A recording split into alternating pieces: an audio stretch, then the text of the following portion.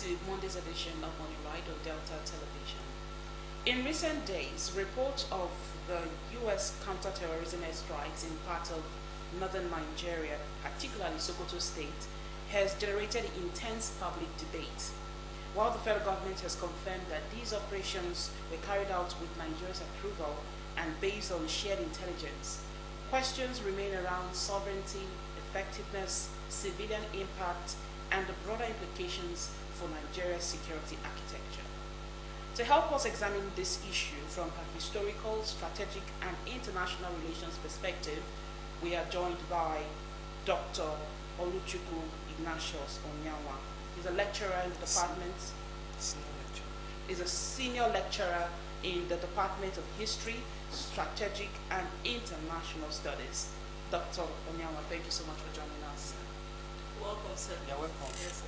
All right, so to properly situate this conversation, can you help us understand the evolving security landscape in northern Nigeria, especially the intersection between terrorism, banditry, and transnational militant movements?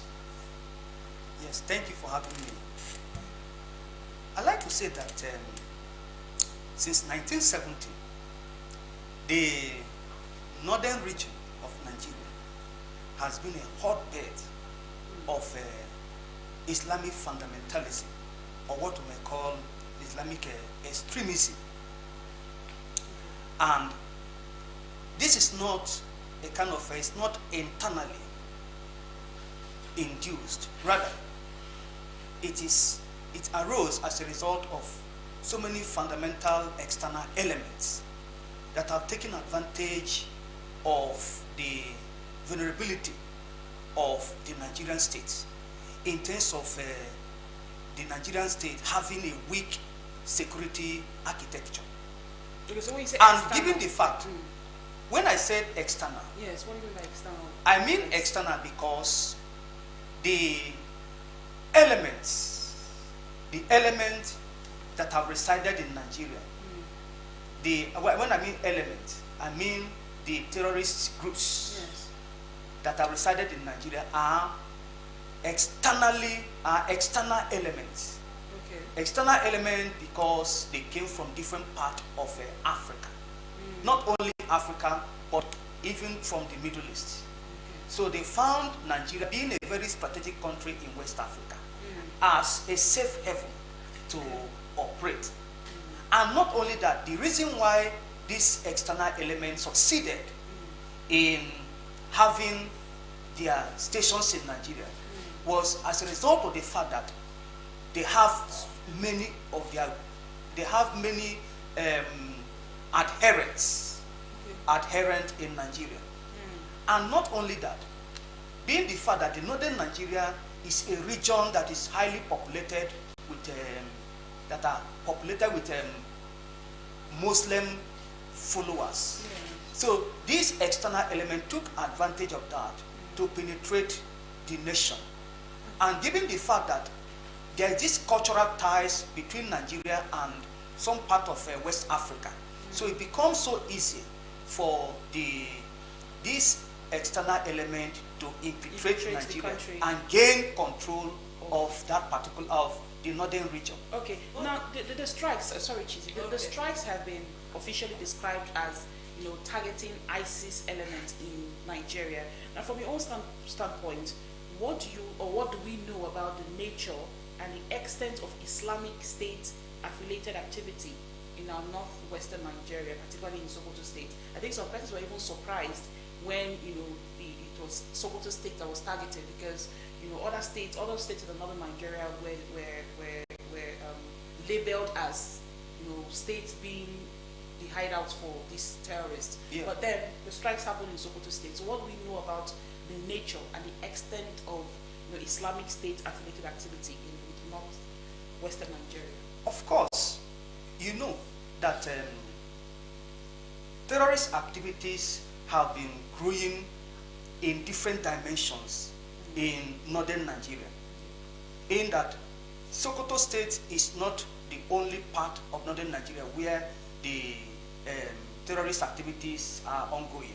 But it's just that the strategic nature of that area in northern Nigeria prompted the U.S. action, in that after the growth of Boko Haram, we now have a new terrorist group emerging, or rather, after the decapitation of Boko Haram group, we now have a new emerging terrorist group like Lakurawa that have been growing massively in that part of northern Nigeria. So what the U.S. did in that area, or the Christmas bombing of that area by the United States, what we call strategic containment, to contain the growing excesses of these groups that have already taken over so many communities. And you know that it is America sees such action as part of its contribution to global security. You understand? So it's not just a strike that was done aimed at relegating the sovereignty of the Nigerian state, but rather it's part of America's global campaign against terrorism. Okay. All right. Okay, just let's talk about the impact. What are the expected outcome of the U.S. strikes on terrorist groups in Nigeria? Now let's measure that with how this strike could affect the security situation in Nigeria and the region. Yes, I will say that the U.S. strike is a clear vindication of the opinion of scholars ever since this incident started, that there is the need for global collaboration, that the Nigerian state cannot be alone contain the excesses of this terrorist element, given the fact, or rather given the volumes of intelligence reports that have been coming from different security institutions across the globe, that for Nigeria to be able to decapitate and diminish terrorist activities in the country, that there has to be a strong collaboration. But a lot of Nigerians have seen this as an increased involvement of the U.S. in Nigerian security affairs. Gumi actually said that Yes. this will worsen security situation in the Yes, country. and a lot of Nigerians are scared. So like Chisi said, what is going to be the impact of Yes. this counterterrorism? Even before the United States came in, the security situation has already deteriorated. It has already been deteriorated already, even before the America came. So will You this know. help? You said strategic containment. That's what Yes, the US did. it is strategic Will it containment. indeed contain the security situation in Nigeria? Of course, one of the ways it will be able to contain this terrorist element is that those of them that are planning to come over to Nigeria from other parts of the world, particularly the Middle East and North Africa, will begin to have a rethink. You understand that? Because the U.S. involvement in this affair now is not the beginning of wisdom for the terrorists, wherever they may be. A lot of Nigerians are also wondering Yes. if the U.S., if the request for the U.S. airstrikes, was it requested by Nigeria, or is this a joint operation? Yes, with of course. Nigeria and the U.S.? Right from time since 1960, the United States have had strategic defense pact or treaties with Nigeria, undermining the government in place. You understand that? So based on this strategic pact, America has this responsibility, and these pacts are geared towards joint security operation. Well, it doesn't seem Okay. like that. Like you You rightly know. said, the Nigerian government, It's a security matter. they have actually come out to officially say that the airstrikes were conducted with its approval, and they were intelligence sharing between Nigeria and the US. But my question is, how common is this? How common is this kind of direct foreign kinetic action within a territory of a sovereign African state? Because the sovereignty of Nigeria is in question right now. America has, the strike has nothing to do with the sovereignty, but rather it has to do with this rapid spread of terrorism. Because when we talk about terrorism, we look at it squarely from the global point of view. No matter the territory it is operating, no matter the territories. After all, America struck just recently in Syria against these terrorist groups. Okay. Again, America have continued to strike in Yemen against the Houthis terrorists. So that of Nigeria is not different from the kind of action that the United States have taken in other parts of the world. Does this mean that the U.S.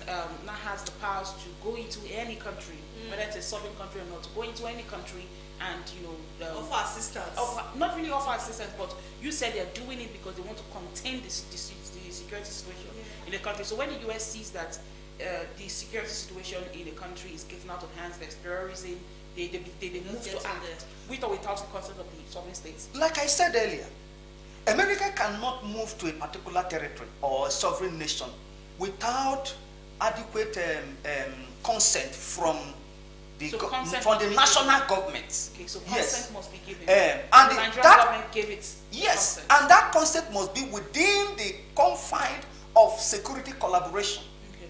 Within the confines of security collaboration. And Nigeria have had so many security collaboration with the United States.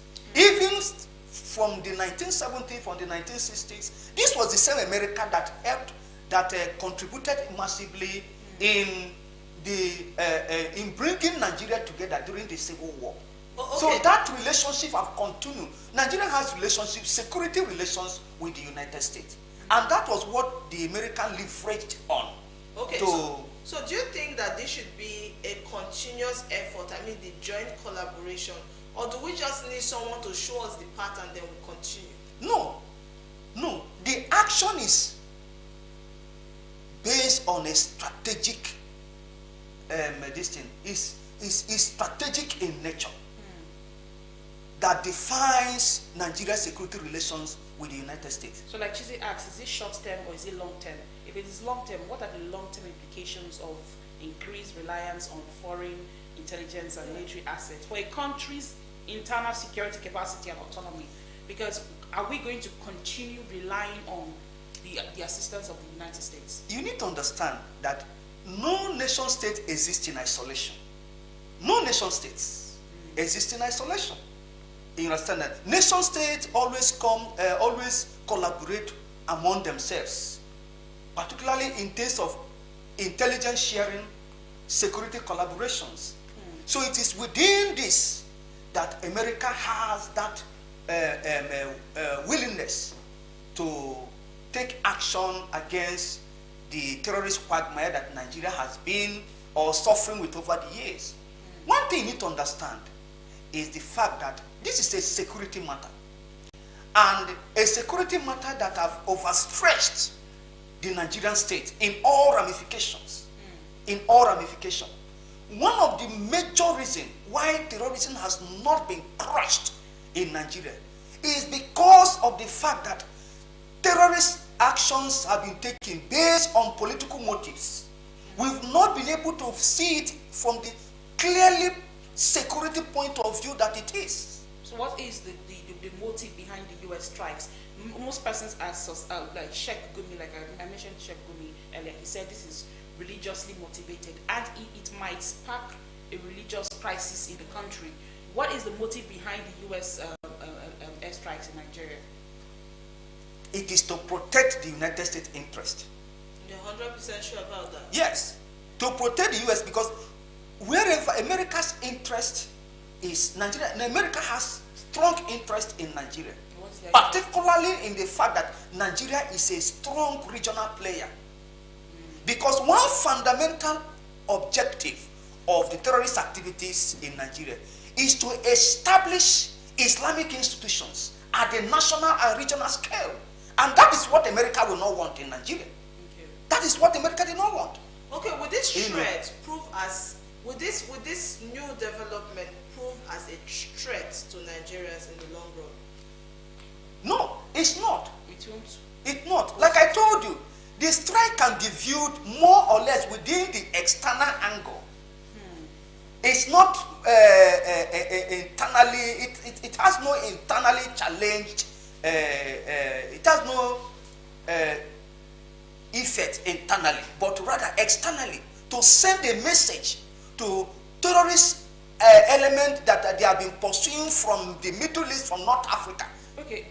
Infiltrating to Nigeria. Doctor, I beg to differ that there is no internal effect of these airstrikes. Now, reports from communities around that area, near the affected areas, reports describe fear and confusion, that, you know, the grounds were shaking. Okay. Civilians were scared, even though we've not recorded any civilian casualties, but communities around that affected area, there were reports of fear and confusion amongst people. So my question is, what about the social and psychological impact of such military operations in local populations? Because some of these terrorists, they blend with the civilians in that area. They live around. They're not in an isolated area in the north. So what are the social and psychological, impact of such military interventions? Okay. Yeah, there are bound to be social and psychological effect, because this is the first time that communities affected are experiencing such action. This is the first time. So such effects are bound to occur. But I think that we need to look at it beyond that internal effect, because already these communities have already been experiencing the torture of terrorist elements. Okay. You understand? They have already been experiencing terrorist activities around them, kidnapping school children and everything. Okay. So I believe that. What do you think is the reason why Nigerians can't do this on their own? Why do we need a collaboration? Yes, the reason why is simple. We have a very weak security architecture. Weak security architecture in terms of the number one, the level of sophistication of military equipment that are being used to contain or fight against the terrorists. Nigeria don't have it. Nigeria don't have it. Okay. If you're to advance, and again, the terrorists have continued to spread massively, even in an unknown area. Even up till now, the details about the strike is still sketchy. It's still sketchy. Could that also be as a result of porous borders? Yes, of course. Yes, of course. So if it's as a result of porous borders, if you were to advise the federal government now, what long-term strategies should they adopt in addressing terrorism and violent extremism in the country? If you were to advise them, what long-term? Because I don't know if you advise our sustained reliance on foreign interventions. Yeah. So what long-term strategies should our government employ to address terrorism? One of the strategies is to go after the terrorist financiers, the people that finances terrorism in Nigeria. You understand now? Very, very important, because it's not just only coming into strike strategic areas, locations where the terrorists are their safe havens, but one thing is to go after them wherever they may be. So I expect the US, while they strike strategic location, they should equally engage the Nigerian government in tracking down, with the use of technology, the movement of finances being used to buy military equipment by the terrorists. Okay. Then again, this is also another opportunity for the Nigerian government to continue to source for sophisticated military equipment to be used in engaging the terrorists. So it's a kind of an opportunity in disguise for the Nigerian government to continue to engage the United States, because oftentimes they were reluctant because of the issue of human rights abuses and all that under previous administration. But I think that this has opened a new frontier for the Nigerian state to diplomatically engage in the United States government. Finally, Yeah. what key lesson should our policymakers, our federal government and the public, what key lesson should we take away from this episode regarding security, sovereignty and international cooperation? Yes. One of the lessons is that element of politicking should be removed from the fight against terrorism, from counter-terrorism in Nigeria. Element of politics. Let us see this counter-terrorism venture as purely security matter that it is. Because from that perspective, we can give our military and security institutions more leverage to do their work. Okay. And because so oftentimes we see political interference from different, even religious interference. A matter that is squarely security, challenging the territorial integrity of the Nigerian state. And to the public, because like Chisu said, some persons still have their doubts about the U.S. intervention in the country. Here and there. So to the public, yes, what lessons should we pick, or what should be our mindset now? The mindset of the public is that let us see this action as a joint security operation geared towards securing the territorial integrity of the Nigerian state. That is the clear perception that the public need to have. That is a security joint venture. And it was not geared towards disintegrating Nigeria, or it was not done to cause a regime change. Because I heard somebody saying that they want to change God. No! It's a security matter. It's a squarely security matter. Wherever America's security interest is threatened, particularly in countries that are what we call geostrategic. Nigeria is a geostrategic country, just like countries like India. You understand now? So wherever this country that America has huge interests are threatened, America is bound to challenge such.